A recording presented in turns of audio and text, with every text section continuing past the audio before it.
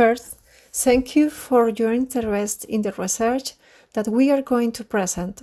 It is titled Violence Against Teacher, Foreign Language Teacher Before and During COVID-19 Confinement. Let me introduce ourselves. My name is Rocío Moreno. As author, I'm research collaborator in the Psychology Department of the University of Córdoba, Spain, with a Master in Psychology of Education and Wellbeing and a bachelor's degree in elementary school foreign language.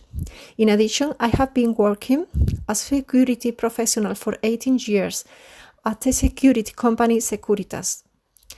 On the other hand, it was a privilege the collaboration of Cristina Osuna, co-author in this report.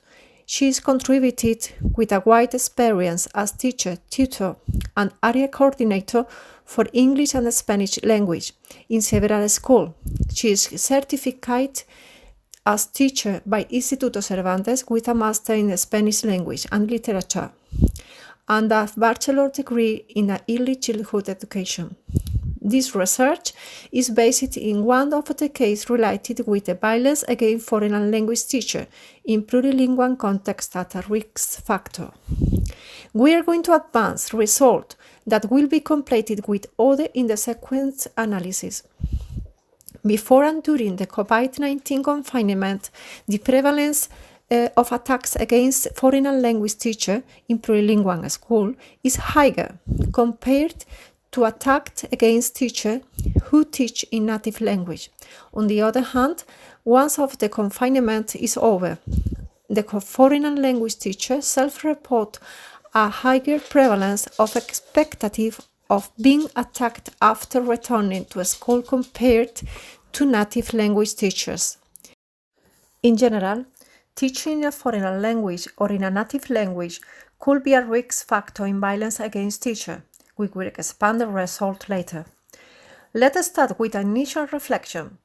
The health crisis caused by COVID-19 is the origin of the change in the learning context that has caused the most impact in the history of modern pedagogy.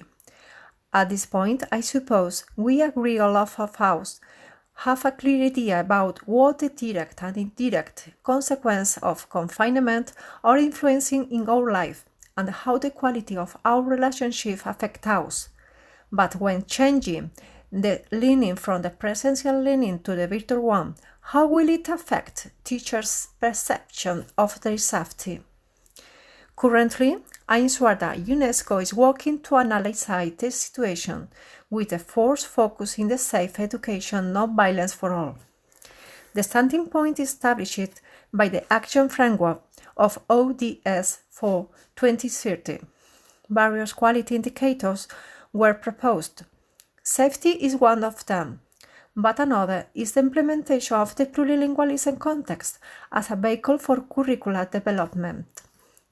But the social distancing as a means of containing the current pandemic has forced schools to close, making virtual learning a meeting point for all of members of the educational community.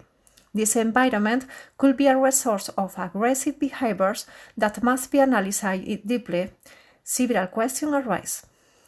The first question, is the virtual learning center safe for teachers in a plurilingual school? In the case the violence was real and perceived by teachers, who are the main authors? What is the prevalence of each of the typologies of violence and how could predict the future attacks against teachers? Before, allow me to expose a review of the first knowledge about violence against teachers and nowadays who the most important scientific authors are. The first written, referencing teacher victimization, dates from Mesopotamia. Since then, teachers have been regarded as a worker on an assembly line in the large factory of education. Knowledge was like a uniform transferred with instructional methodology, which did not affect teacher emotions. By the 80s, the psychology of the working proposed them as workers who face a specific emotional process related with a profession. The behaviors of the environment influence their emotion and performance. In 1999, the Council of Ministers of the European Union created an expert group to discuss violence against teachers in the school. The plurilingualism wasn't an educative objective yet.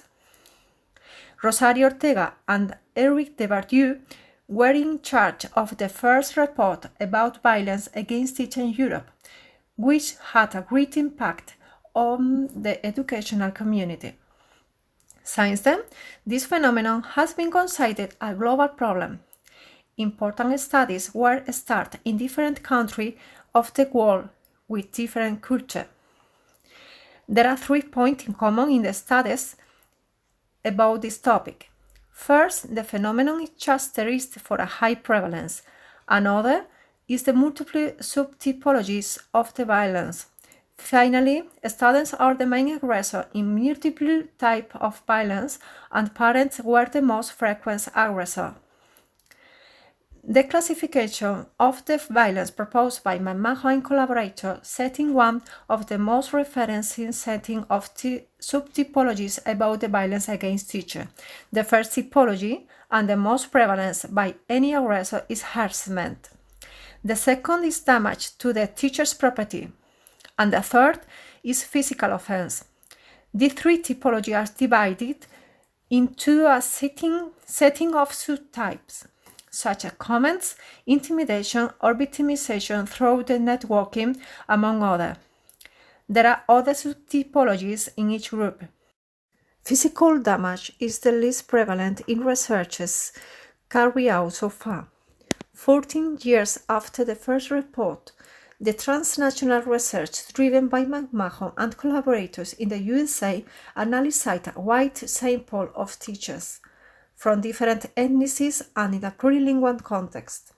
Nowadays, this study has been one of the most referenced by other researchers. The results reported that 14% of teachers had been victimized by students in any of the subtype of harassment, followed by parent and by other college.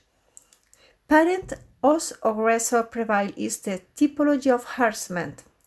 However, student attack through the 3 types of violence: harassment, property damage, and physical aggression, with the severe victimization subtype being the least frequent.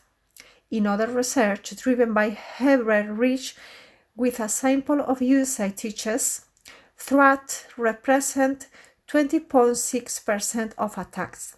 Physical violence is lowest. Evidence from other research with sample of Korean teachers are similar. Students are the main aggressor against the 30% of victimized teachers. Finally, a study of German teachers indicates that 40% of attacks are based on insults.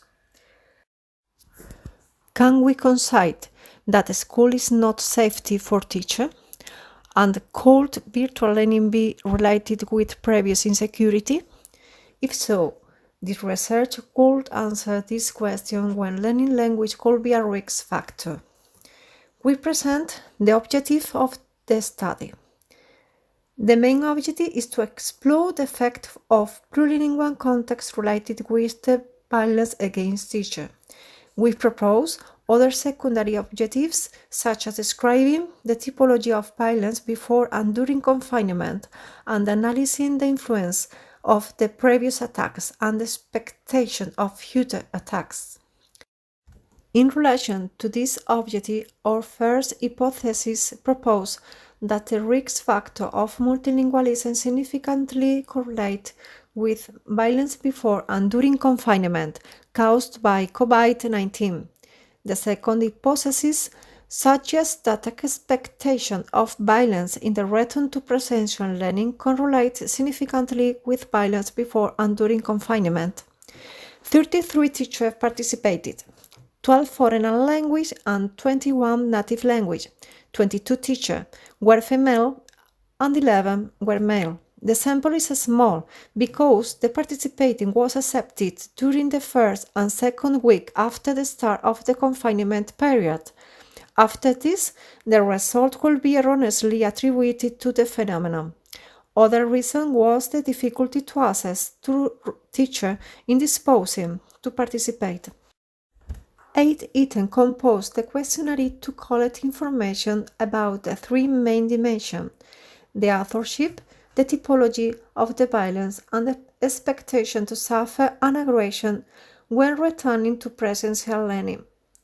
When we analyzed teaching with language like risk factor for violence, we found a significant relationship victimization before, during, and after with expectation of future attacks. Also, the most important preview aggression is by the student families before confinement. To date, in previous research, the prevalence in the authorship has been confined. But in the analysis of the predictive model, we found interesting result. Violence by a student is a predictor of violence by family against teacher. Predictive power could be weak because the sample is small. Also, the factor of teaching in a foreign or native language is a predictor of the expectation of teachers to suffer severe aggression in the return to presencial learning. Therefore, both hypotheses have been confirmed. We even obtain unexpected results, such as that the family is the main perpetrator of the attacks against the teacher, and furthermore, they can be predicted by the previous attack of the students, as we exposed previously. It has also surprised us that the expectation of future attacks are the consequence of having suffered previous violence.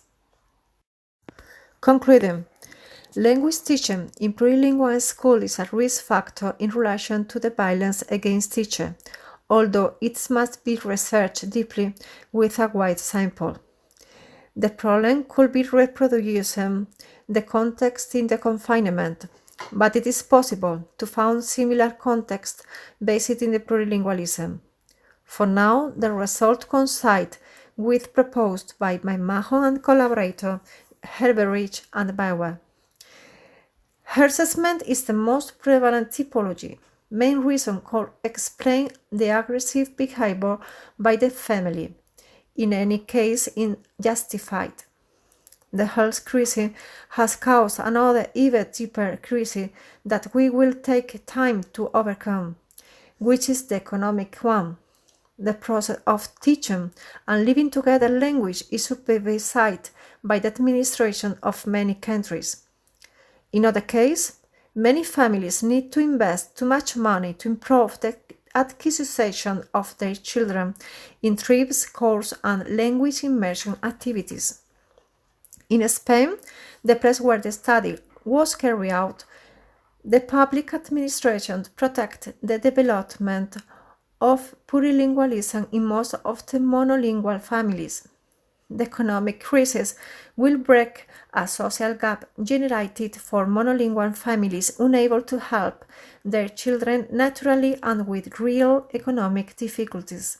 The evidence opened other research lines focused in the families as the main aggressor and the detection of previous aggressions suffered by teachers. Now, the result of this study showed the expectation of the teacher to be attacked through the internet. It required an intervention based in the prevention of the violence before the return to school. For this, training programs are required to detect violence in time. Formation is the best way to decide strategies destined to the protection of the teacher and for all. We hope that the presentation has been interesting for this forum, and in the future, we could work together in any project related with the security and the safety, non-violence for all. Your question will be solved in the following email or phone. Thank you.